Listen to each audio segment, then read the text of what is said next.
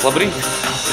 Mani sauc Kristaps, esmu veselības fabrikas treneris, sporta kluba veselības fabrika.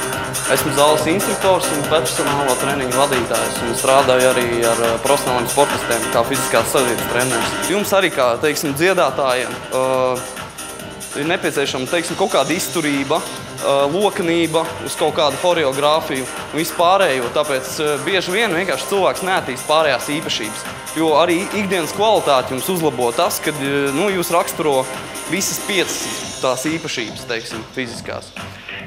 Labi, maz runas, strādāsim vienkārši pēc manām komandām. Tagad visi sākat lēnām skriet pa aplīti. Viņš bija atvedis steperus mums, un mēs varējām uz steperiem.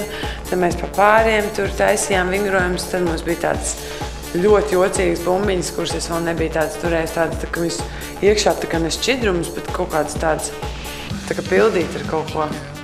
Labi vingrojumi bija, viņš tāds atraktīvs, tāds pats sportisks. Cilvēks parasti, kurš sāk vingrot vai kaut ko sāk aktīvāk dzīvesveidu, parasti viņam jautājam, kā es var nomest svaru, kā man ikdienā ēst, kā man vingrot no rīta vakarā, cik bieži man ēst.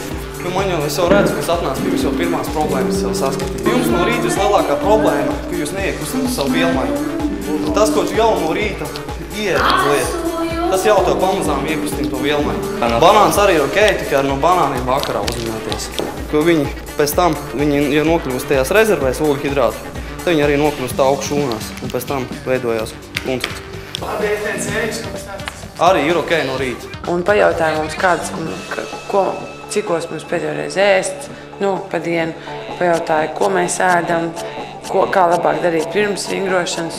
Ļoti izsmeļoši, viņš tā dziļi pieiet tā lietā, tas man tā patīk ļoti. Tu var ēst, cik tu gribi, tu var ēst visu laiku, galvenais ēst vairāk tā sabalansēt, teiksim, vairākas reizes un tā. Nekad netaisi, teiksim, 3 smagās ēdienas, sadali to pa 5-6. Dāmām galvenais pa bišķītiņiem un vairākas reizes.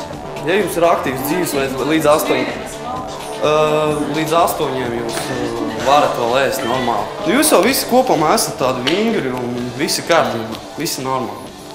Galvenais bišķīt tā aktīvāk un visam būs labi. Es jau pirmo reizi, es nezinu, kas kā te ir, bet nākamreiz došu, ka savādāk pastrādāt ar jums. Es ceru, ka būs tāda iespēja. Jā, bet mums patika. Tad lasamies prom. Paldies! Paldies!